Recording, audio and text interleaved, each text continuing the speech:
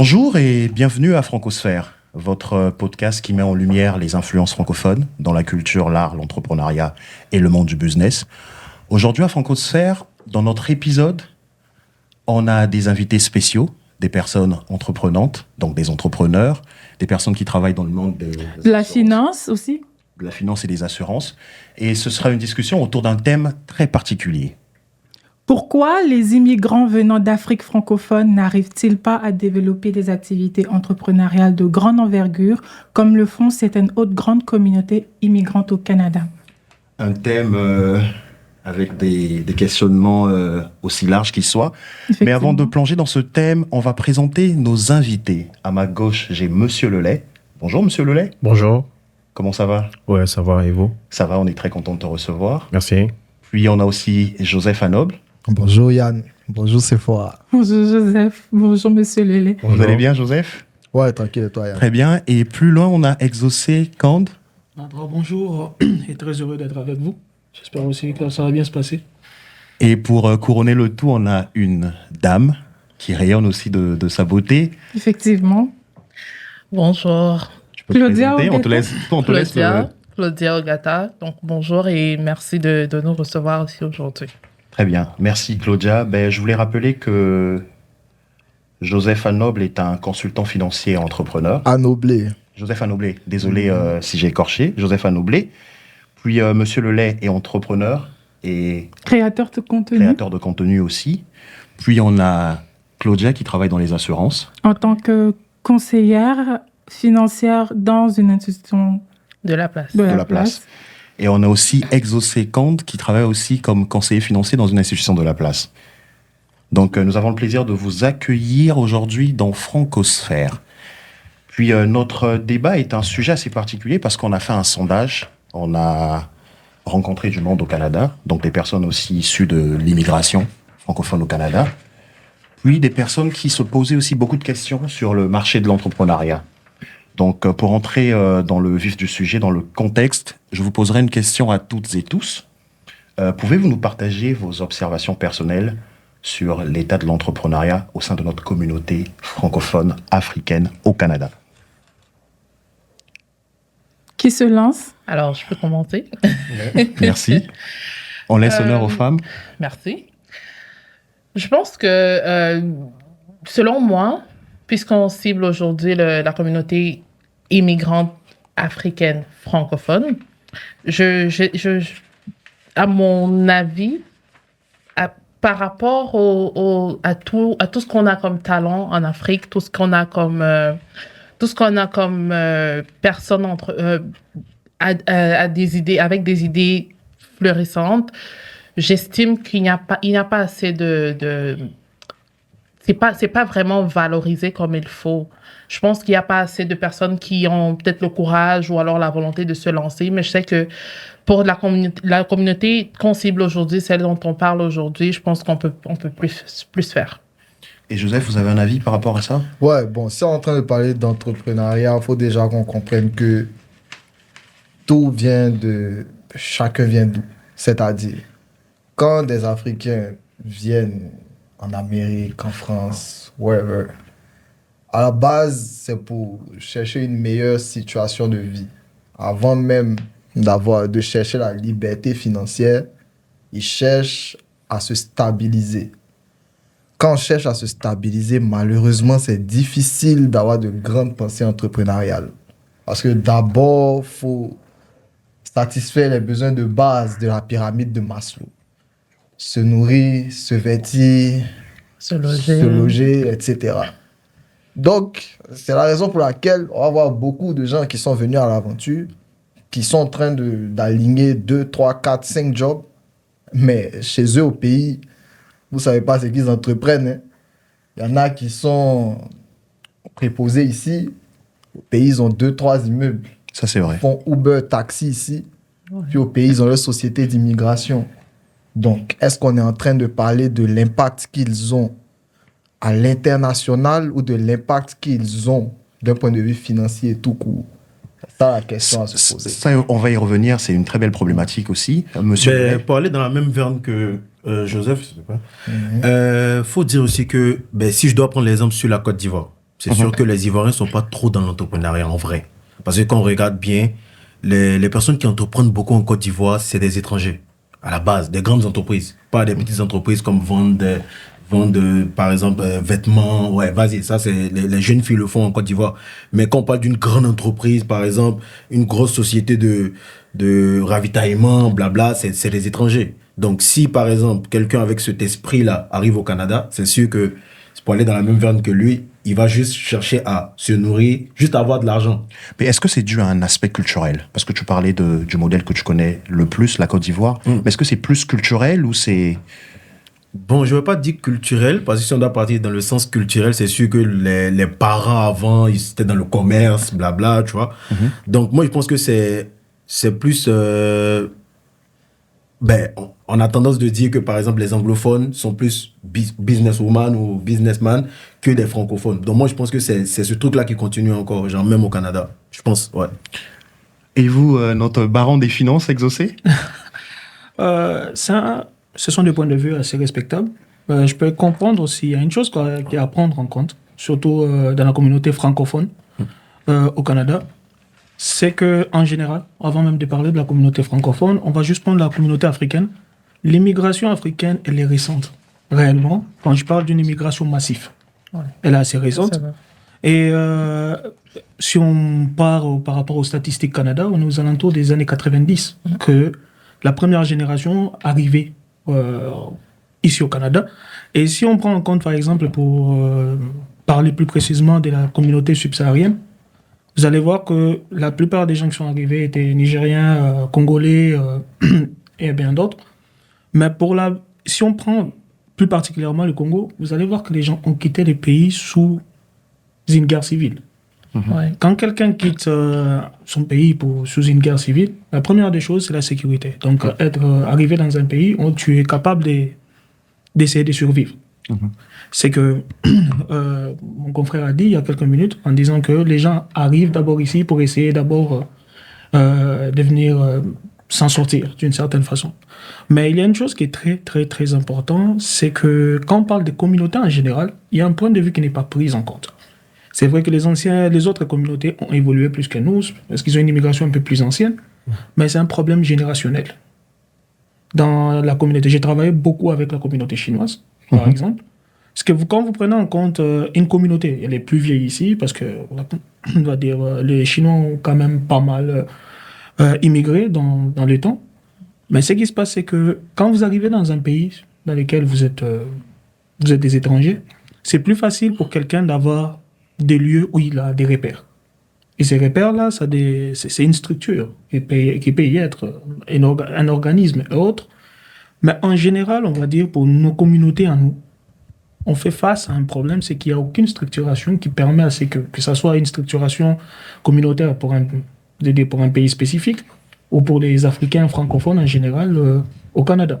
C'est qu'on se retrouve on fait un éternel recommencement sur la plupart du temps, que ce soit pour nous qui sommes ici, on peut dire on est sur la 3e ou la 4e génération, des gens qui viennent d'arriver.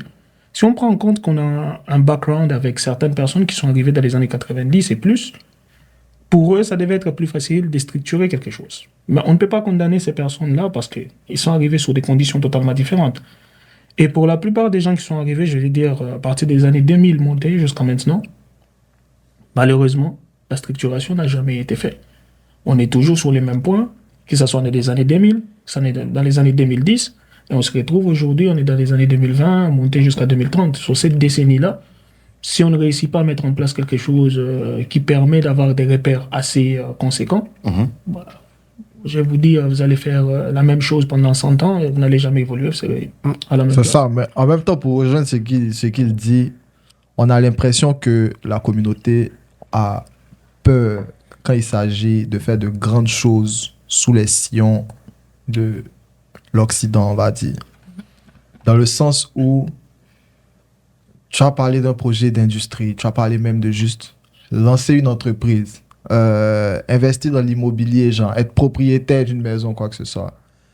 La mentalité de base, ça sera ouais, t'es sûr que tu as l'argent pour ça? Ouais, tu vas aller t'endetter pour rien. Ouais, genre une mentalité Dans le sens défaitiste. de, on a peur d'aller dans ce genre de combat-là parce qu'on sait jamais. On n'a pas envie C'est de vrai. se ruiner, on n'a pas pas prendre envie de de risques. mourir, laisser les dettes à nos enfants, quoi que ce soit. C'est comme genre une peur qui nous empêche d'évoluer. Ça fait que, généralement, les gens qui vont lancer leur business ici, limite, ils vont même pas penser à s'enregistrer. Ils vont juste chercher à faire un truc dans l'informel, aligner les sous parce qu'ils ont peur même de se déclarer. Ils savent pas s'ils vont devoir payer. Peut-être trop que c'est d'impôts, le quoi manque que de ce soit. connaissances aussi, parce qu'ils se disent s'ils se déclarent, ils vont payer des taxes alors qu'ils ne gagnent pas grand-chose et ils doivent encore dépenser. Ça rejoint l'idée de base de j'ai peur de penser grand, donc je me renseigne pas sur tout ce qui est grand. Je me base juste sur les petits bails. Ah, comment trouver un petit job. Ah, comment, je sais pas moi, faire Uber. Comment devenir chauffeur. Comment de juste me taxi. débrouiller en gros pour survivre. Exactement. On ne cherche pas à faire des choses grandes. Souvent, même quand on a fini de satisfaire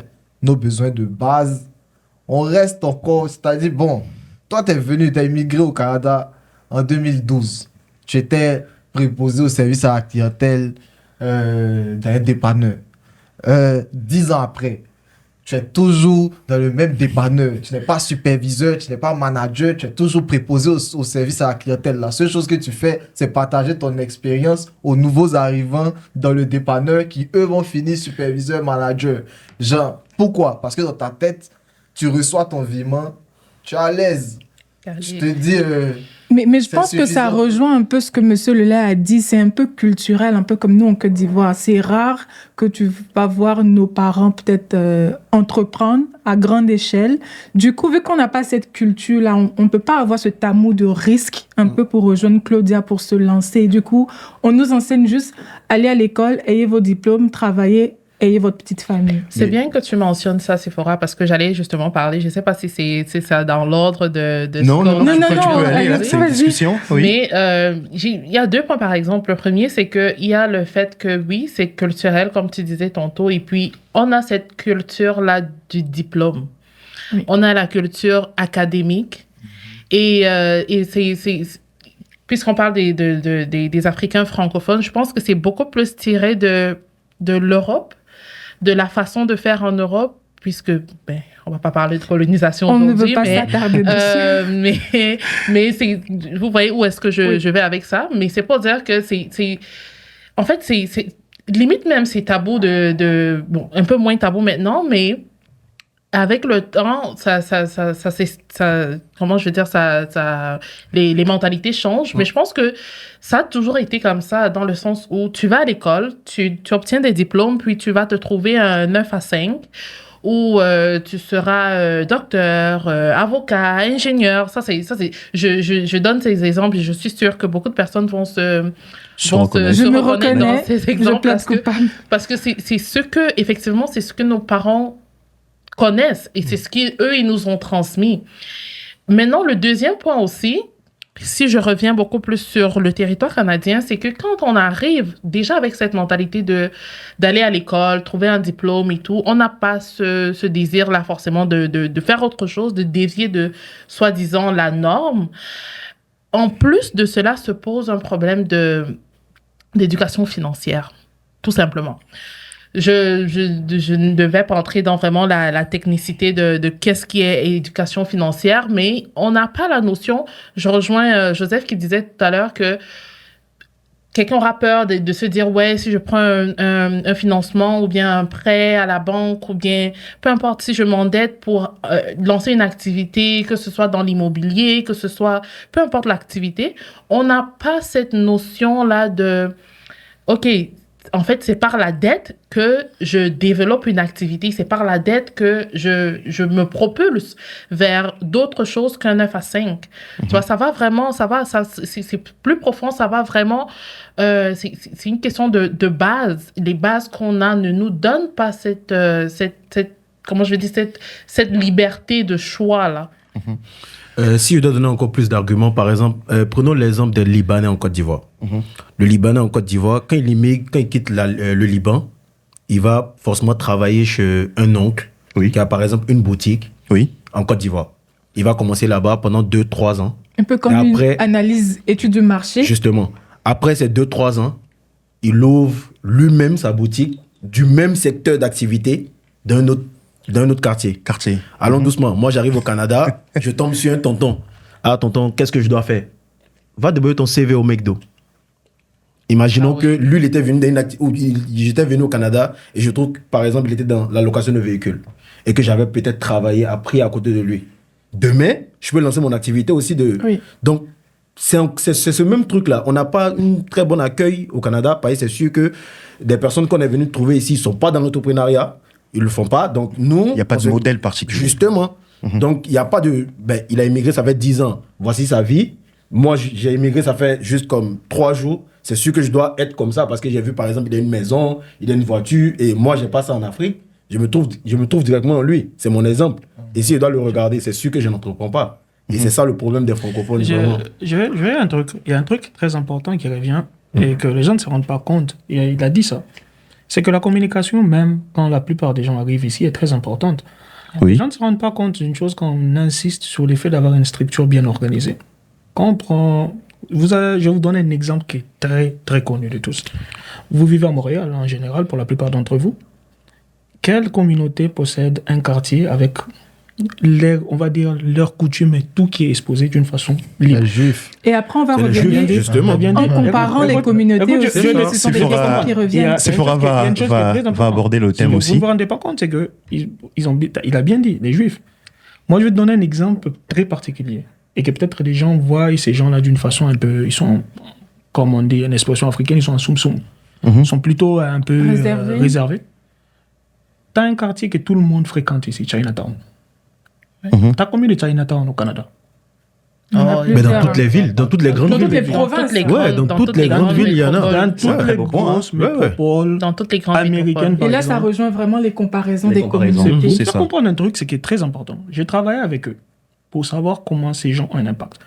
Pour te faire comprendre un niveau dans un pays où on a 2 langues officielles, il y a des structures spécifiques dans de grosses entreprises qui ouvrent dans leur langue Dans maternelle. le mandarin. Ouais. En mandarin. Oui. Quel jour on va se réveiller, on va dire qu'on va vous ouvrir une structure en bambara? Mais il faut qu'on se mobilise. Maintenant, il faut comprendre une chose, c'est que l'importance de la communauté chez eux, c'est quelque chose de très présent dans leur culture, premièrement. Mais quand ils arrivent ici, la plupart du temps, on va dire 90% des dépanneurs que vous trouvez sont des Chinois. Mais la plupart de ces gens-là qui arrivent, vous allez entrer chez un dépanneur, il ne sait même pas parler français. Mais 3 ans après, 4 ans après, il possède 3 dépanneurs. Et puis ils parlent toujours pas français. Il parle toujours pas français. Oui. Ben oui. Parce qu'il embauche des gens qui parlent français. La technique, elle est très très simple. C'est ce qu'on appelle je reproduis ce que j'ai trouvé. Tout le monde a cette habitude. Un humain aime reproduire ce qu'il a trouvé. S'il trouve que c'est Les bon, repères. c'est les repères et puis il avance avec. Vous prenez un gros point qui est très remarquable chez les Chinois, même dans l'immobilier, ils le font tout le temps.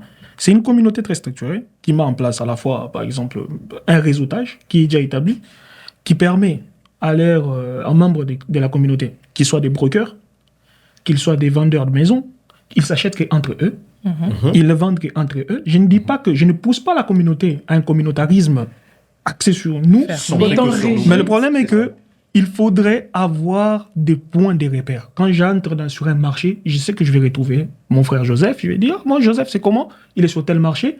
Et il peut me dire comment ça fonctionne. Et même si je dois lancer un business dans ça, je sais à quoi m'attendre. Parce que j'ai quelqu'un déjà qui a une certaine expérience avec ça. Et ça nous permet avec ces réseautages, même quand quelqu'un arrive, il se dit, ah ouais, j'ai toujours rêvé de faire quelque chose. Je ne fais pas dire que tous les Africains arrivent ici, ils ont la peur au ventre en disant, ouais, on ne va pas se lancer, on ne va pas faire. Non, il y a des gens qui arrivent avec des rêves.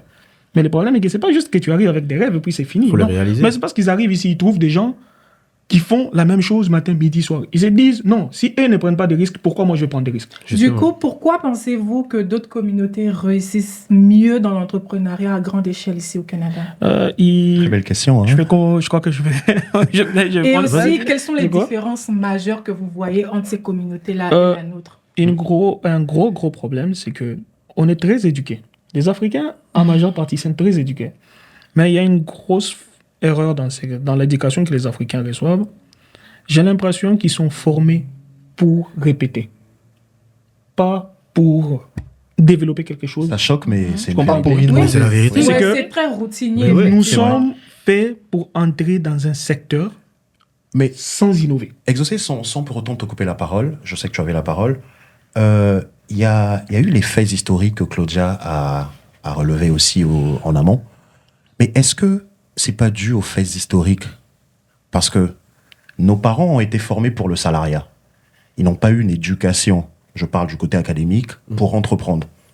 Ils allaient, à leur époque, après l'indépendance, dans des pays occidentaux pour la plupart, apprendre.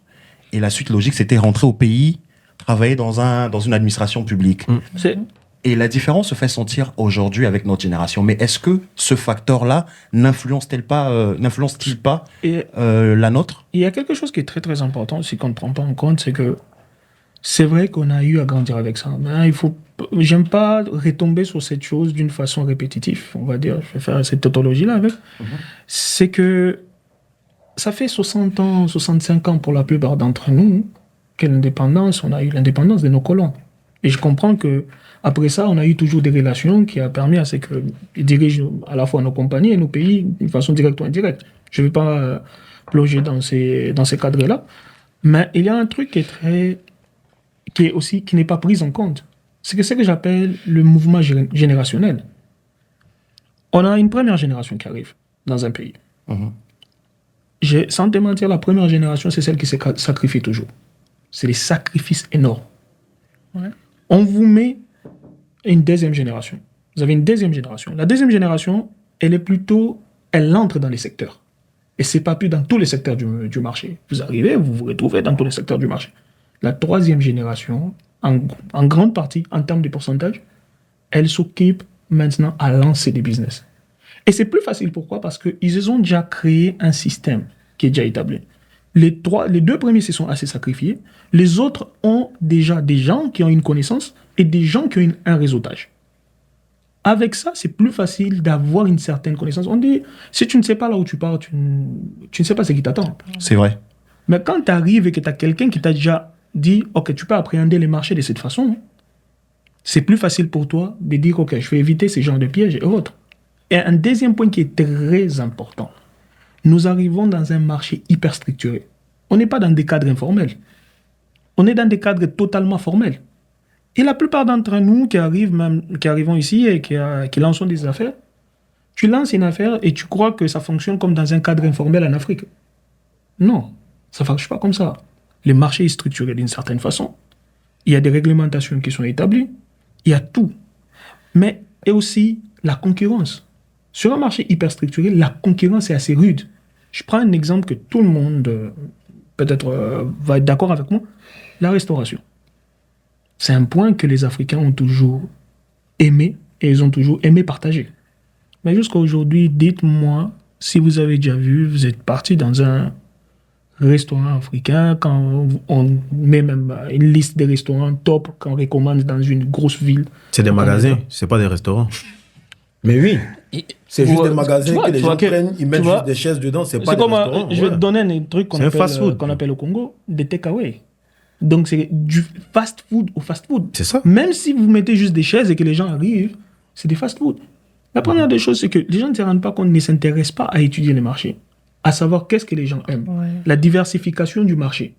Et tout ça, ce sont des choses qui sont à prendre en compte. C'est que on ne se rend pas compte que vous arrivez dans un marché et pour la question de savoir pourquoi nos structures ne deviennent pas plus grandes, plus connues ou autre chose, quand vous faites quelque chose qui est déjà pas connu, beaucoup de gens qui vont s'intéresser sont des gens qui ont déjà une certaine connaissance dessus. Donc nous les Africains, quand on va dire par exemple je vais faire du poisson ou autre chose, on sait la façon dont on fait ces poissons-là et c'est parce que ça nous manque qu'on part, on y va.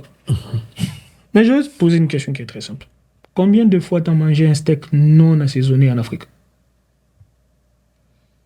Qui est-ce qui va la répondre? Jamais. De rares fois. Très rare. Moi, Jamais. jamais. Même pas très Mais rare. je Jamais. peux comprendre que dans notre culture, nous mangeons presque tout assaisonné. Ben Les gens oui. vont dire, ouais, ils se mélangent. Non, mais pour vous faire comprendre, non pas. Mais combien de grands restaurants, ils vous ramènent les mêmes recettes matin, midi, soir ici, mais tout le monde part et tout le monde fréquente ces mêmes restaurants. Et même si tu pars dans des livres gourmets dans lesquels on a des critiques sur des restaurants de la ville, ces restaurants, ils sont... Ouais. C'est Mais bien d'accord. que tu le dises, Exaucé, parce que c'est un point que j'allais soulever aussi, c'est la maturation des projets. On réfléchit trop surface.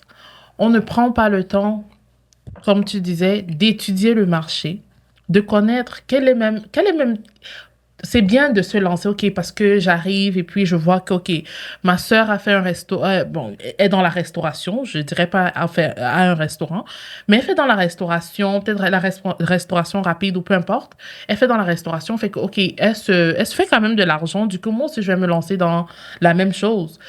On ne prend même pas le temps de se demander c'est quoi la demande? Parce que le marché fonctionne comme ça, c'est pas la magie. S'il y a une demande et que toi, tu offres, ben, c'est clair que tu te fais une place. Donc, on ne prend même pas la peine de faire les étapes de base pour pouvoir se lancer, en fait. Et il y a aussi autre chose, c'est que dans tous les pays, vraiment, je suis pas l'experte dans ça, mais je pense qu'il y a des chambres de commerce, par exemple. La chambre de commerce, c'est comme la base de données par excellence de tout ce qui est commercialisé sur le territoire, sur le sol où tu veux entreprendre.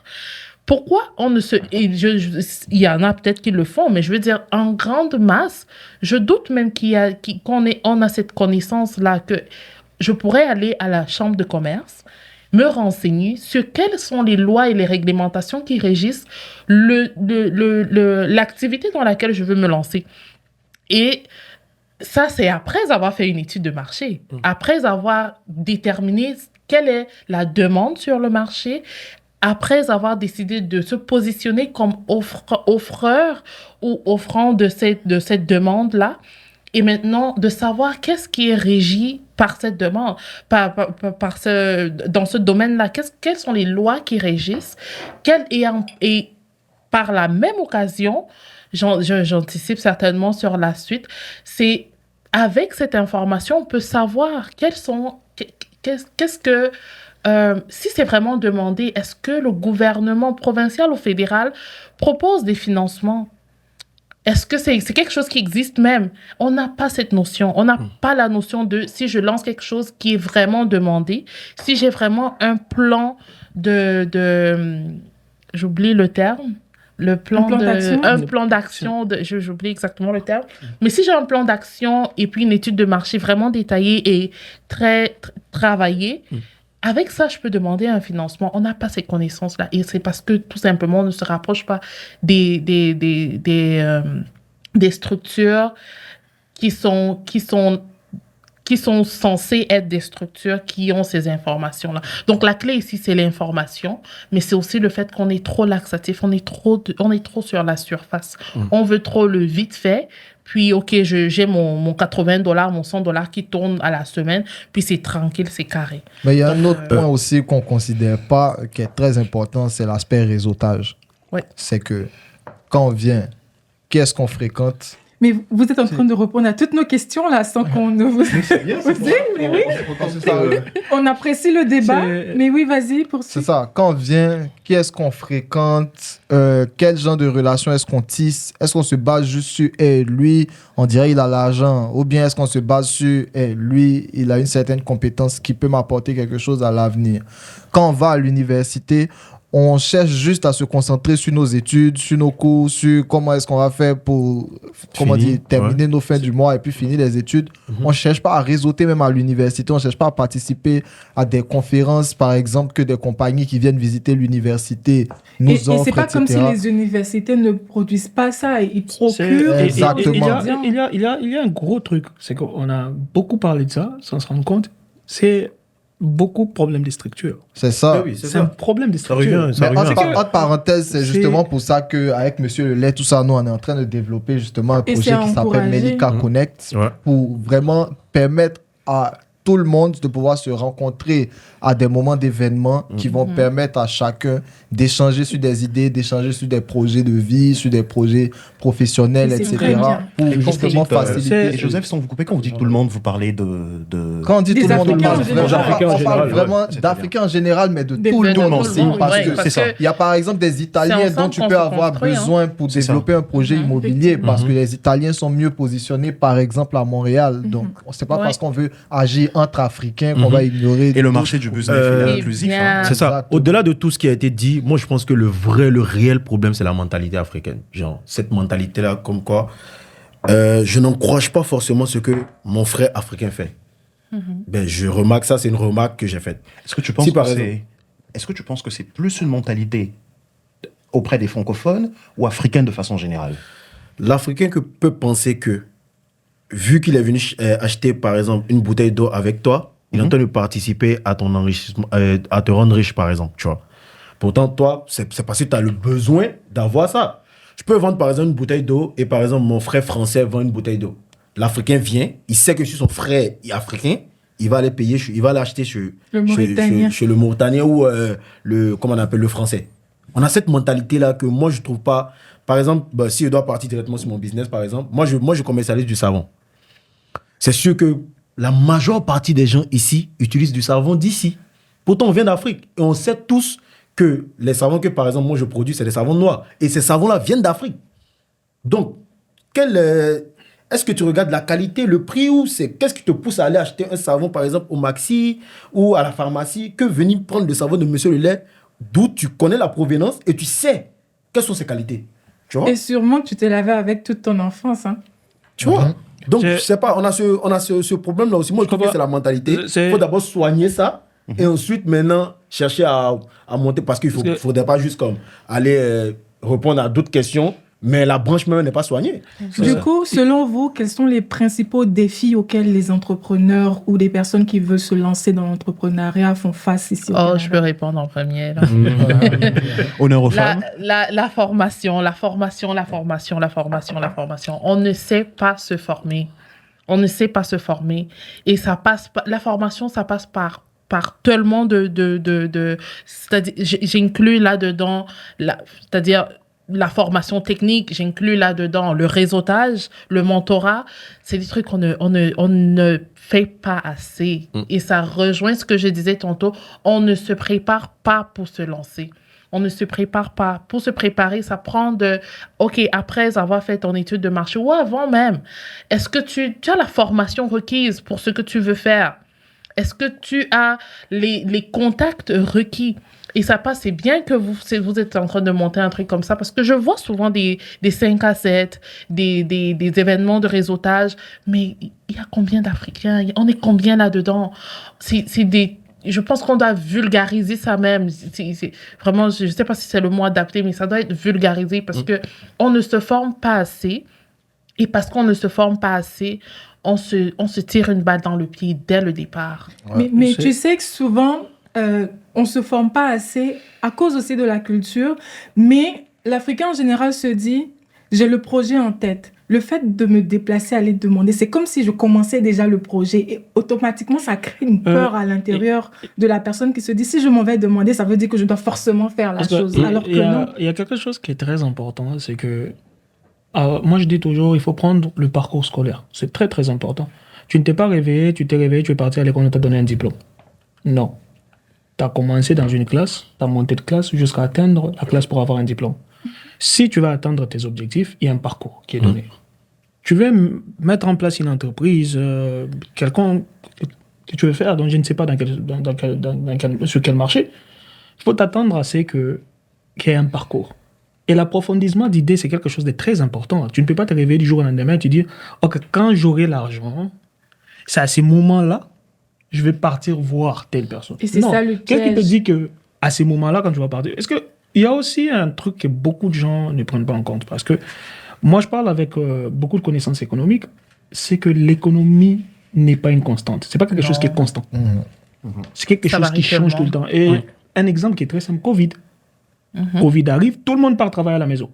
Ben, si toi, tu te pointes et puis tu te dis, je vais lancer mon entreprise... Et Covid t'attrape, donc tu arrives, tu veux lancer ton entreprise, tu as 2 mois de lancer ton entreprise, tu ne t'es jamais informé, et c'est quand tu as ton argent, tu as l'argent en main, tu te dis, OK, là maintenant je vais me lancer. Et voilà, tu vas te précipiter, et tu ouvres la chose, et du jour au lendemain, on te dit Covid, on ferme tout. Tu fais faillite. Et bon, après ça, tu vas dire, non, tu vas chercher des raisons. Il n'y a pas de raison valable à ça. Et un autre, il y a l'approfondissement des idées, un manque de structure de réseautage, ça c'est très important.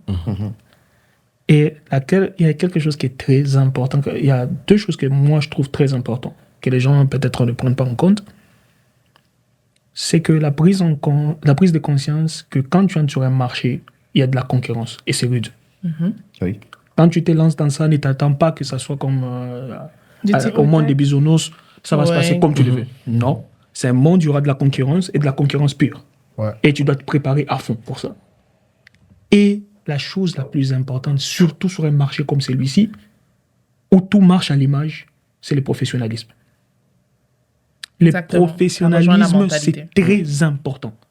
Et aussi Le professionnalisme, l'éducation dans le le domaine professionnalisme, c'est très... J'ai toujours donné un exemple que tout le monde a en commun au Canada. La restauration. C'est quelque chose de très banal. C'est très basique. C'est très basique comme chose, tu vois un peu. La qualité du service. Quelqu'un peut partir, il mange un truc totalement dégueulasse, mais il est content parce qu'il a eu un bon service. Et il va sortir de là, oui, la nourriture n'était pas au top. Et aussi le cadre. Mais On parle aussi du cadre. ça fait partie de la chose, tu vois. C'est que quand je te dis, tout se passe par l'image. Tu sais, je me rappelle du prof de marketing, quand on était à l'université, il dit quoi? Des entreprises peuvent dépenser jusqu'à 60% du budget dans le marketing que dans les produits. Ouais. Donc, si quelqu'un dépense 60% du budget dans la publicité, dans le packaging, dans la présentation de la chose, dans la structuration de la chose elle-même, c'est que c'est pour attirer l'œil. Ouais. Tout ce qui attire Pour vendre. quelqu'un lui donne envie de venir. Mais Et le au bout du marketing compte, est c'est que important, effectivement. ça, c'est quelque chose qui est très important sur un marché où la concurrence est tellement rude. C'est Et vrai. ici, moi, je veux prévenir la plupart des gens. Vous n'inventez pas la roue ici. Non. La plupart d'entre vous, vous ne venez pas avec des startups. C'est pas des startups. On a une compagnie immobilière, elle existe déjà. Une compagnie de restauration, elle existe déjà. Ouais. Une compagnie laitière, elle existe déjà. Tout ce qu'il y a comme, on va dire, marché, on n'est pas dans un cadre dans lequel il n'y a rien qui est structuré. On est dans un cadre dans lequel tout est structuré. Et donc, c'est celui qui se démarque le plus qui grandit le plus. Tu te démarques. Et nous, on a un avantage que beaucoup de gens ne prennent pas en compte. C'est que nous sommes exotiques pour la plupart des autres communautés. Ouais. En Tout comparaison. ce qui est exotique attire à de la curiosité. Il faut maintenant savoir comment les présenter, les rendre beaux, Et puis après, l'adapter au marché après d'ici. avoir attiré, il faut Exactement. pouvoir Après ça, retenir maintenant, cette effectivement. clientèle-là. Le mot qu'il vient de dire, c'est un mot C'est- qui rejoint mon idée. C'est ça. C'est ça. L'adaptation. Le problème qu'on a, c'est un sérieux problème d'adaptation. Ouais. Parce qu'on vient sur la table à manger internationale en considérant notre manière de faire à nous, notre manière locale. Et on ne cherche pas à s'adapter à leur façon en venant avec ce qu'on a. On cherche juste à rester entre nous, à rester dans nos habitudes. On ne cherche pas à, comment dire, élargir le champ de vision, sortir de notre zone de confort. À partir du moment où on va résoudre le problème de l'adaptation, aussitôt qu'une idée va sortir de la tête d'un Africain ou d'une personne de la communauté, ça sera une idée accompagnée de structuration, de professionnalisme, de tout ce qu'il faut pour plaire aux gens d'ici. Parce que si tu développes un business ici, c'est pour plaire à des gens D'ici, d'ici. bien sûr, c'est pour satisfaire le Exactement. marché Donc, sur place. l'adaptation, c'est vraiment un point important. Si tu n'arrives pas à t'adapter, tu es foutu. Mais- Et puis mais- je dirais aussi, on a parlé beaucoup de communautarisme depuis qu'on a commencé, mais c'est important de dire que on ne parle pas de se mettre en communauté nécessairement avec les gens de notre communauté nationale, par exemple, ou alors Totalement. de notre parce qu'on a dit communauté africaine, c'est se mettre avec les... Non, se mettre en communauté, ça va plus, ça va au-delà de seulement le cadre camerounais, ivoirien, congolais ou africain en général, ça va au-delà de ça. Il faut regarder, généralement on dit quand tu veux faire quelque chose de bien, mets-toi avec les gens qui ont réussi dans ce domaine. Donc ça revient encore sur le réseautage, la formation, mais c'est aussi de savoir que communauté ici, on dit communauté, mais c'est pas seulement se mettre entre nous, Africains francophones, c'est élargir notre champ de réseautage, your network. Your net worth is your network, comme on dit en anglais. Donc, c'est important de savoir que communauté ici, ça va au-delà de plus de seulement les communautés africaines. Ouais. Et merci beaucoup de ton intervention. Donc là, je fais un petit récap. Oui. On a eu à parler du contexte culturel qui englobe notre sujet. On a fait les constats. On a fait un peu de comparaison avec d'autres communautés qui ont réussi dans le domaine de l'entrepreneuriat ici au Canada.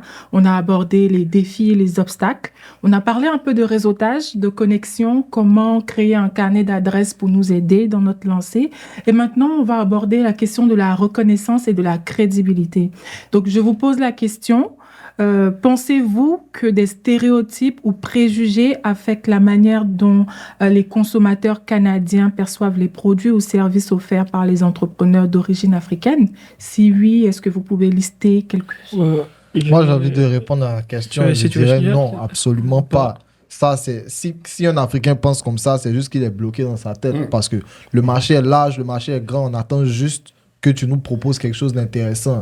La preuve, quand tu cherches à ouvrir un restaurant ou peu importe, tu cherches à bien te positionner. Donc, si tu t'es positionné dans une bonne rue, c'est parce que tu sais que les passants, ils vont forcément regarder ce que tu fais. Ce que tu regardes, est-ce que c'est regardable? C'est ce qui va déterminer la chose. Sinon, il n'y a pas forcément, je dis, des appréhensions ou quoi que ce soit.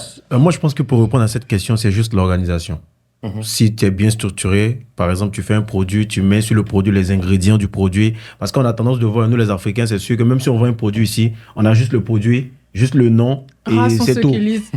Il n'y a pas de détails. Qu'est-ce qu'ils ont utilisé pour faire le produit? Pourtant, voici, on a une bouteille d'eau ici. Pas pour faire de la publicité, mais tu vois, sur la bouteille d'eau, il y a tout.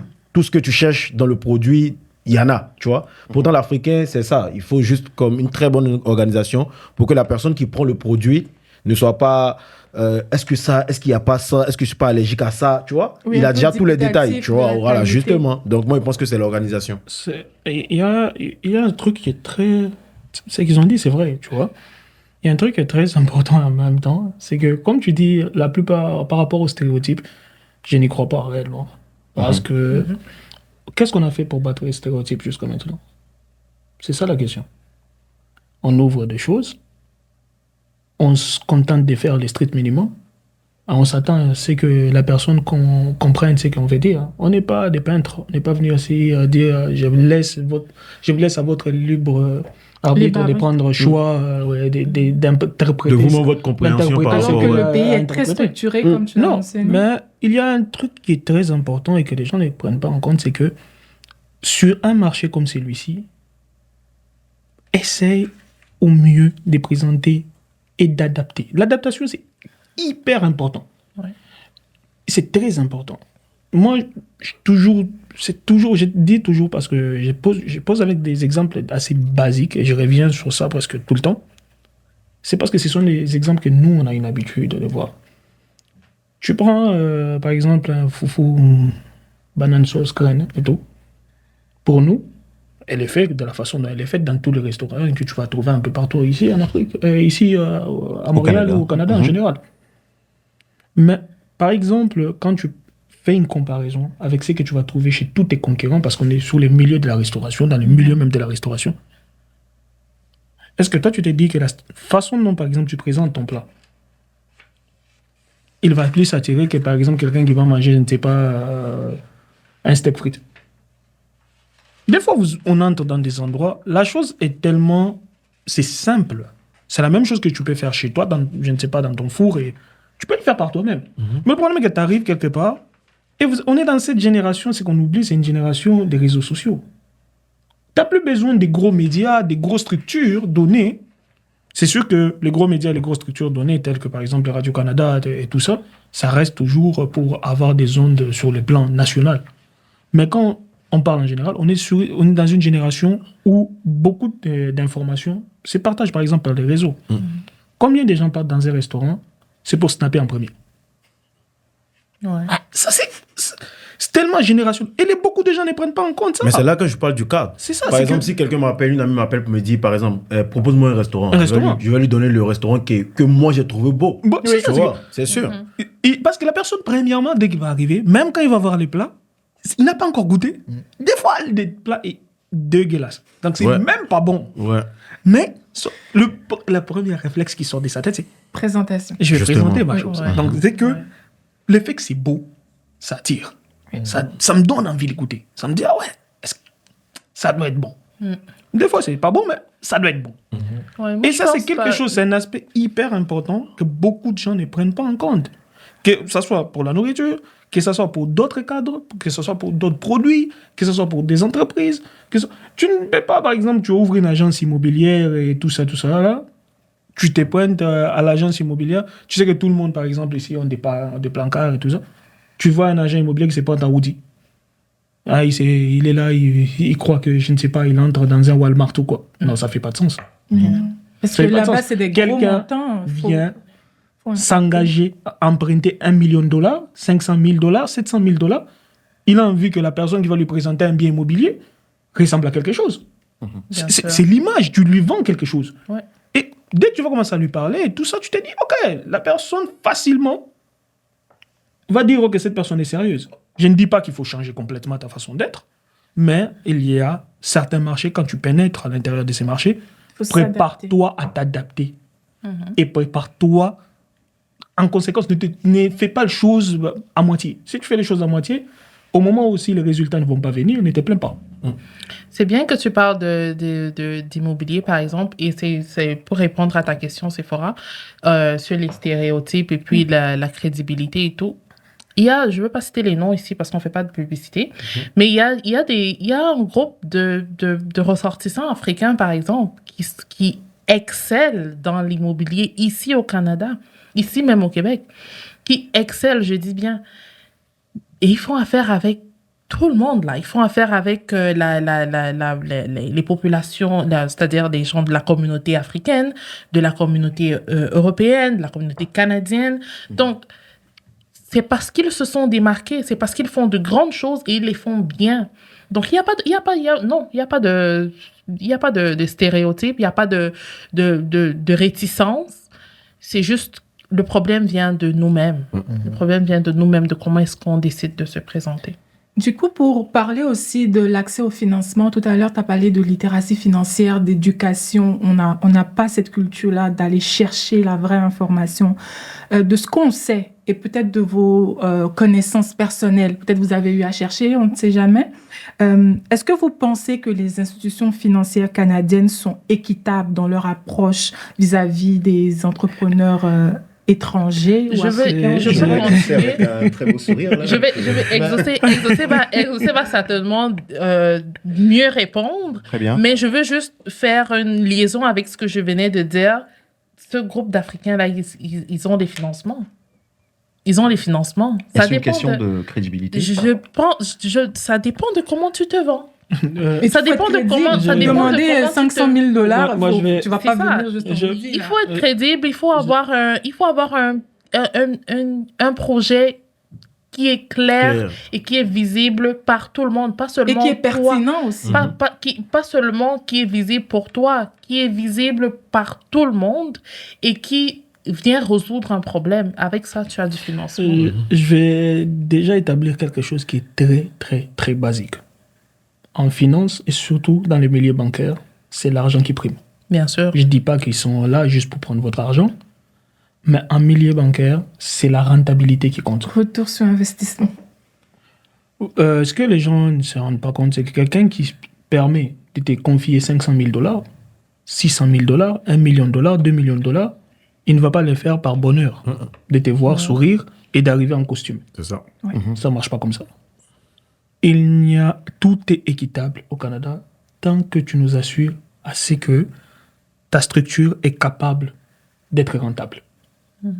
Et je ne vais pas citer d'entreprises ou des institutions financières. Je connais beaucoup d'institutions financières qui ont des programmes. Et même là, je dis même c'est l'avantage que la communauté noire en général possède. Il y a des programmes spécifiques pour des gens, on va dire, des couleurs. Les minorités visibles. Les minorités si on visibles. va dire comme ça.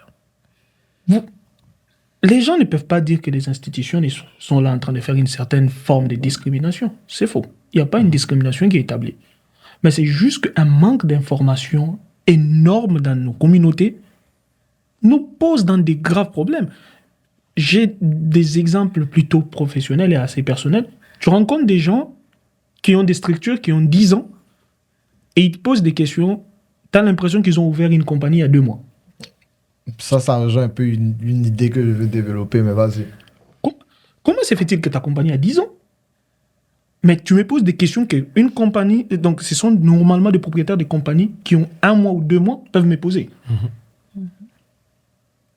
Tu viens me poser une question très banale comme comment faire pour financer mon entreprise.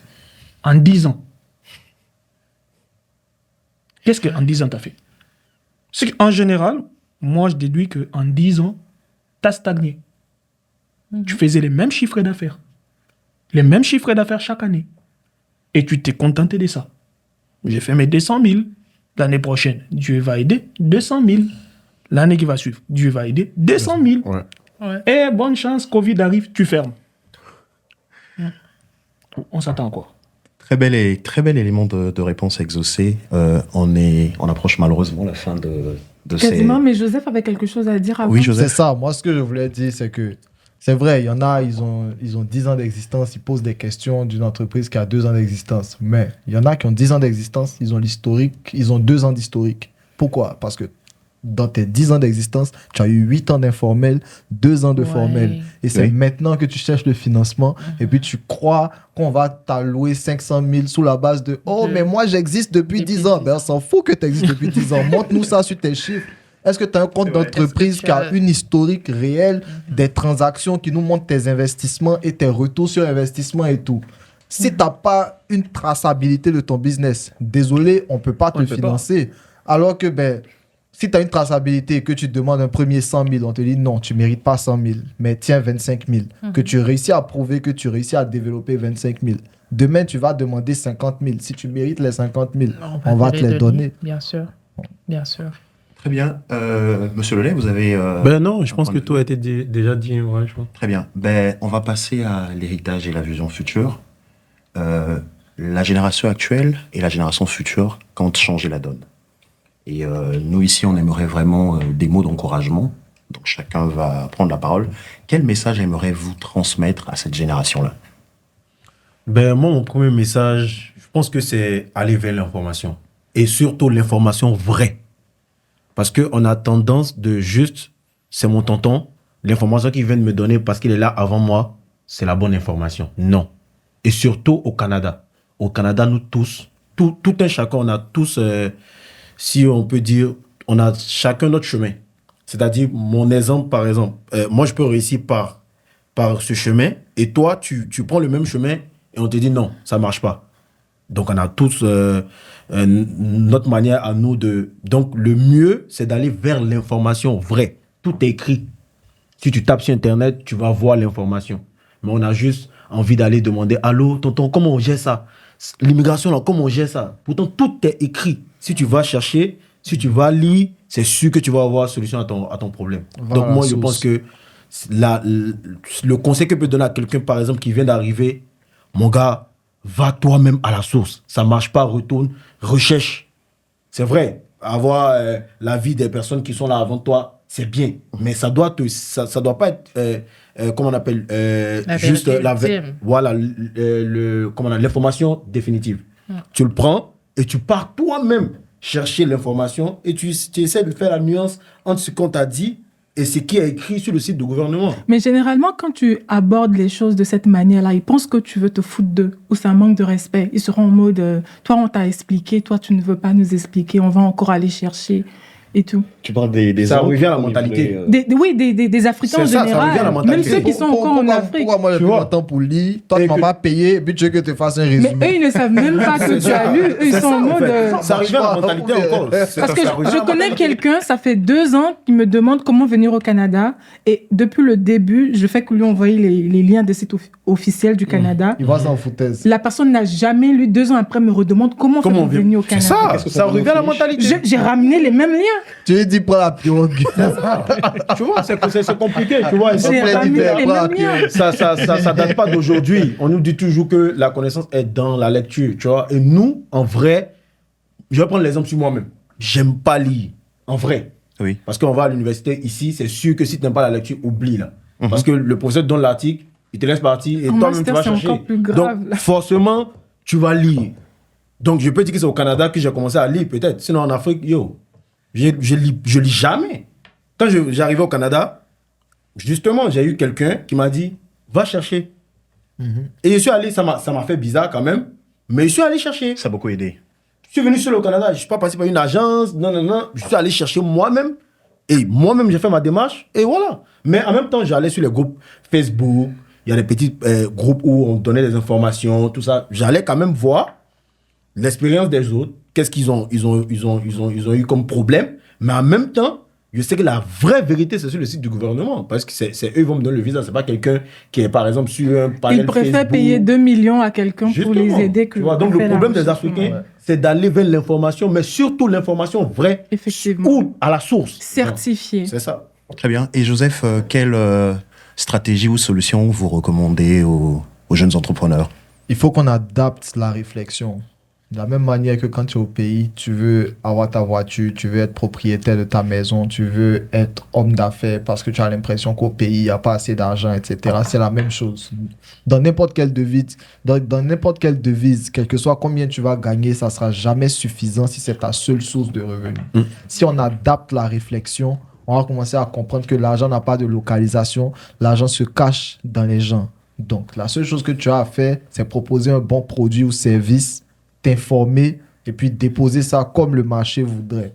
Faut pas qu'on soit juste crispé à se dire si j'investis dans un business que j'échoue, je peux tout perdre, donc je reste dans ma profession. Non, faut qu'on arrive à sortir de juste l'aspect de la profession. On peut juste rester dans la profession, mais multiplier les sources de revenus en adaptant la réflexion, en comprenant que les gens qui sont ici, ils développent leur science, ils développent leurs activités, ils ouvrent des business, etc. Donc, il faut juste que je me renseigne et que je fasse la même. C'est tout. Merci beaucoup, Joseph. Et Exaucé, y aurait-il des ressources financières disponibles, mais peut-être sous-utilisées par les entrepreneurs africains? Moi, je dirais que, sans mentir, il y a toujours des structures, il y a toujours des institutions qui existent. Ne vous limitez pas. Donc, ne vous limitez pas bouche à l'oreille. On n'est pas, je ne sais pas, au 15e siècle. On est dans un monde où on a tout. On a les institutions financières qui existent. Si tu as envie d'être informé par rapport à un financement, à quelque chose dans ces cadres-là, repose-toi, va voir les messieurs. Ça, c'est leur travail, on les paye pour ça. Et même leurs compagnies sont contentes de vous voir. Que ça soit des institutions financières, on a des institutions gouvernementales qui sont là. Et pour vous dire une chose, c'est que plus une entreprise s'ouvre au Canada, plus il y a de la main-d'œuvre pour les Canadiens. C'est que c'est très important pour eux. Ils mettent tout en œuvre. Il y a des structures gouvernementales qui vous permettent de vous connecter avec des institutions qui peuvent vous donner à la fois des prêts, qui peuvent vous accompagner dans la progression de votre compagnie. Ça, c'est très, très important. Une compagnie ne s'ouvre pas, elle commence à générer de l'argent. Une compagnie, c'est comme un enfant. Ça grandit. Ça prend du temps. C'est une vision qu'on accompagne. C'est une vision qui grandit. Et on le voit grandir de 1 an jusqu'à l'âge adulte. C'est la même façon pour toutes les compagnies qui existent. Il n'y a aucune compagnie qui est automatiquement devenue une compagnie qui génère des milliards de dollars. Ça n'existe pas. Ça a commencé quelque part. Et aujourd'hui, ils sont quelque part. Et ils continuent à partir vers l'avant. Très important de vous informer. Les institutions sont là pour ça. C'est leur travail. Ils ne vont jamais vous rejeter parce que vous êtes africain. Ça, c'est faux. Informez-vous. Allez vous présenter. Prenez votre courage à deux mains. Même quand vous vous informez, si le projet est dans 5-6 ans, informez-vous. On n'a pas besoin que vous vous preniez et vous dites non, mais mon projet est dans 2 mois. Oui, ils vont vous poser ces questions parce qu'il y a déjà une structuration qui est donnée dans ces institutions pour savoir comment te donner la bonne réponse. Mais même ces gens-là, ils savent comment te donner les réponses pour te permettre de te projeter. La projection est importante et de cette façon, avec les bonnes informations, tu sais que le côté financier, ces côtés-là, tu peux toujours donc, avoir sous les coudes quelques structures qui peuvent t'aider à partir de l'avant. Donc, n'hésitez pas et c'est très important de le faire. Merci beaucoup. Équitabilité oblige. Honneur aux femmes. On va laisser à Claudia le soin de conclure avec les solutions et les stratégies. Alors, Claudia, la question que j'ai pour toi, c'est quels sont tes espoirs et visions pour l'avenir de l'entrepreneuriat africain au Canada? Oh là là, je souhaite que... OK, avant, je veux dire que c'est pas tout le monde. On a parlé d'entrepreneuriat tout le long de l'émission. C'est bien, c'est beau.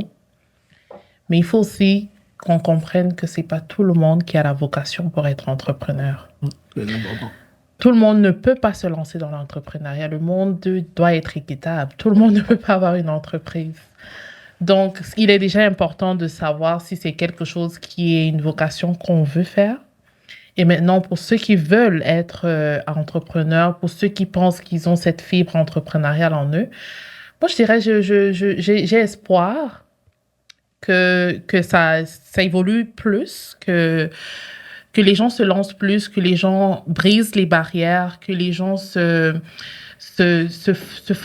les gens aient confiance en eux-mêmes, mais aussi c'est important que nous, c'est bien que des structures comme Francosphère mettent en lumière des sujets comme ceux-ci. C'est des sujets très intéressants, c'est des sujets qui nous parlent à tous, mais il est important que ceux qui veulent se lancer se donnent les moyens pour. Et aussi, il est très important, comme mes confrères l'ont dit tout à l'heure, il faut bien s'entourer. Il faut se donner les moyens pour y arriver. C'est possible. On est dans un pays de beaucoup d'opportunités. On n'est pas dans un pays de facilité. J'aimerais le dire parce que quand on dit souvent Canada, pays d'opportunités, les gens ont tendance à croire que c'est Canada, pays de facilité. Il y a des opportunités, il faut se donner les moyens pour. Et il faut se mettre à la lecture, il faut se mettre à la formation. Ça rentre dans se donner les moyens pour pouvoir y arriver. J'ai espoir. Je pense que ça commence doucement, puis je suis sûre qu'on aura de plus grands résultats encore avec le temps. Alors, je tiens à vous dire merci. Merci de votre présence. Merci pour ces beaux arguments que vous avez énoncés tout au long de ce podcast. Et merci d'avoir répondu à la question principale qui était de savoir pourquoi les immigrants venant d'Afrique francophone n'arrivent-ils pas à développer des activités entrepreneuriales de grande envergure comme le font certaines autres grandes communautés immigrantes au Canada. Donc, merci infiniment, Joseph Anoublé, merci Claudia Ogata, merci Monsieur Lelay, merci Exosengo pour d'avoir participé aujourd'hui dans cette édition-là. Et chers auditeurs, nous vous encourageons à liker, commenter, à vous abonner à leurs différents réseaux sociaux, s'ils vous le permettent. On va mettre leurs différents réseaux sociaux pour Monsieur que vous Lelay, puissiez voir, effectivement, et échanger avec eux par la suite. Et n'hésitez pas à nous regarder, à donner vos commentaires, comme je l'ai mentionné, et on se dit à la prochaine. Et on n'oublie pas, à Francosphère, chaque invité est une révélation pour nous et vous avez révélé ce que vous aviez dans vos cœurs et nous avons pris plaisir vraiment à ce moment-là avec vous. Et je voulais aussi préciser que vous êtes des inspirations pour nous.